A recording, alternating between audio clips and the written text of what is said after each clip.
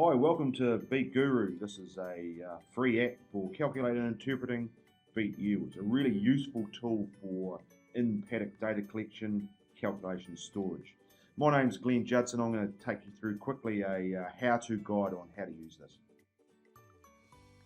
So we're standing in a paddock ready to do a yield assessment on a fodder beet crop. So we just hit this button, assessments button here, and we're doing an assessment today for David Johnson. So he's not in this list, so we need to add him. Just hit the plus button at the top there, coming into an empty screen. And we're going to load the crop details. We'll just touch on here. We need to populate all these fields. So the grower, we've got looking through the list here, David Johnson's here. If he wasn't here, we could just again hit the plus button at the top and add him as a grower, but he is here, so we just touch him and he gets added into the grower field. The location, here's some locations that we've been before, but today we're in the gully, so we need to add that. So we hit the plus button at the top, nominate the paddock name being the gully. That in there. We could actually hit this icon here, and if we were standing in the paddock, this would give us a GPS location. We're not there at the moment, so we're not going to do that. But the other thing we do need to do is add in the area of the paddock, and the gully is 8 hectares. So we've done that, and hit done, and there we've loaded in the gully and the location. We can just touch that, and then we'll get loaded into the location field in the screen. Stop, not mandatory because it doesn't have a asterisk beside it, but we know that there's going to be some mixed stage cows grazing this crop, so we can put that populates that field. Contractor, again, not mandatory, but it could be quite useful. So we add in MH contracting, did the work putting the crop in. The cultivar is mandatory, a full list of cultivars that we could use today. We know that David had used Ribbon Bell, so we've added that as the field. The assessment date comes in as today. We can change that, but today we're doing an assessment, so we can put done. And the sowing date, not mandatory, but we might know that, could be back in October, let's say October 7th, it's 2016, the year before, so we're done in terms of sowing date. Two other fields that aren't mandatory, first being water, whether it's irrigated or dry land, so let's just nominate this was actually an irrigated crop. And the other non-mandatory field that we might like to put in is an estimate of growing costs, so maybe we've spent $2,500 a hectare putting this crop in, so we've nominated that. So that's done there, and then we get back to our home screen with David Johnson and the gully populating the fields for that assessment.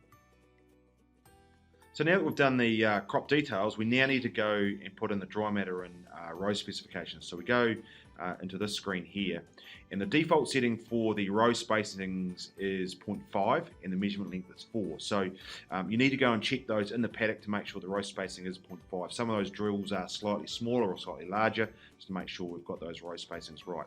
The measurement length we've set at 4 to give you 2 square meters as a measurement area, but you can put anything you like in there. And so if you decided you were going to go down the row 5 meters, not 4, that would give you a measurement area of 2.5. So that's whatever you like. So we're going to leave that at 4 today. The next fields we need to fill in are the estimates of the bulb dry matter and the leaf dry matter. And these will be estimates based on some of your previous knowledge about the cultivars and the growing conditions. And we've set those default to 0 so that you are forced to actually make some calls on that. So for the bulb estimate, we're going to put in here today with Ruben Bell and really good growing conditions, and we're suggesting that's likely to be around about 18. And the leaf from previous work, we know that that's likely to sit around 12. So they're estimates, and in this value type field down here, we've hit the estimate to make sure that we know that it's estimate. Once we've sent that material off to the lab, we'll put it through the oven and we know the actual dry matter for this crop, then we can actually go and redo this report and we'll actually fill the actual field in. So that's done and done at the top there, and then we're back to this assessment screen now with the crop details and the dry matter and row specs information in. So now we've got all our crop details and our dry matter and row specifications in, we now need to put our field measurements in. So we go into the field, and this is like a spreadsheet where we're going to add all our data that we're going to grab for the field. So let's say, for example, that in our first row that we've measured, we've got 8.2 kilograms of leaf, and let's say 17.3 kilograms of bulb, and in that we had 12 plants. And then we move to another part of the paddock, we do another assessment there, we've got 6.1 kilograms of leaf and 15 15.5 kilograms of bulb with a plant population of 12 also. So now we've got 2 in, we can actually go and preview the graph. So what this tells us is the mean is 19.1 tonnes, but you can see there's a huge confidence interval in terms of we've only got 2 measurements in. So we could go back, obviously, and add some more data in here. So let's just have a look at a third assessment, maybe 7.9 kilograms of leaf, 18.2 kilograms of bulb. It's our plant population of 14. We've moved to another part of the paddock. We've got a 5.9 kilograms of leaf, 16.4 kilograms, say, of bulb with a plant population of 14, and then maybe even another area of the paddock, 7.9 kilograms of leaf, 17.4 kilograms of bulb with a plant population of 16. Now we can go and preview that graph. Now you can see that the confidence intervals have come quite close. We're in a mean of 19.7, but we know with a 95% confidence that the true mean is somewhere between 21.6 and 17.8. Now the yellow bar beside it means that if we did 5 more measurements with the same variation, that's what the confidence interval would be. So we do a lot more work with not a great increase in terms of our confidence. So I'm quite happy with the confidence interval where we are. So if we move out of that screen, we can now go to this assessment screen and actually generate the report because we're happy with the number of samples that we've done.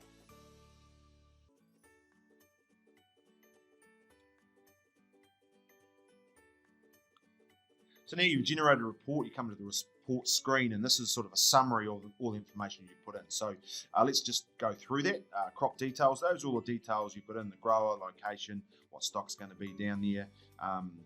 So they're all the details there. You move to the dry matter and row specs. They are the dry matter and row specs that you've put in there. You'll see down the bottom that's an estimate.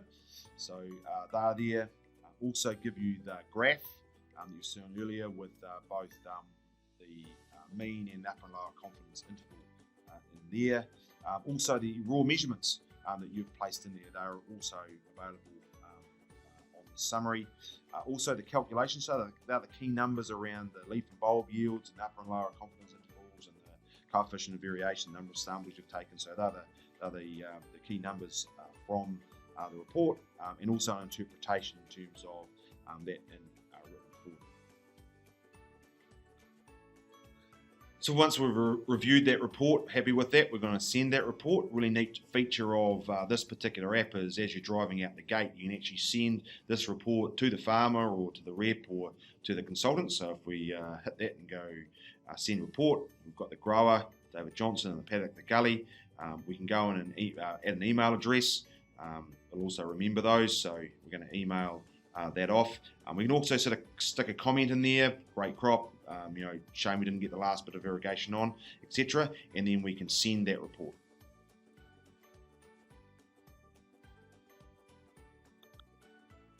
So we get back to the report screen here, and if you've sent your bulb and your leaf material off for dry matter assessment, you want to update this report to show that you've got actual figures in here, not estimated ones. So we go into the edit function, ask if we want to create a revision. Yes, we do.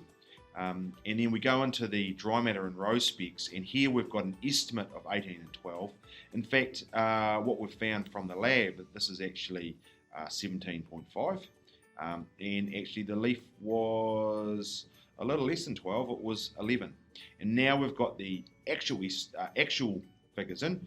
We click actual and we're done.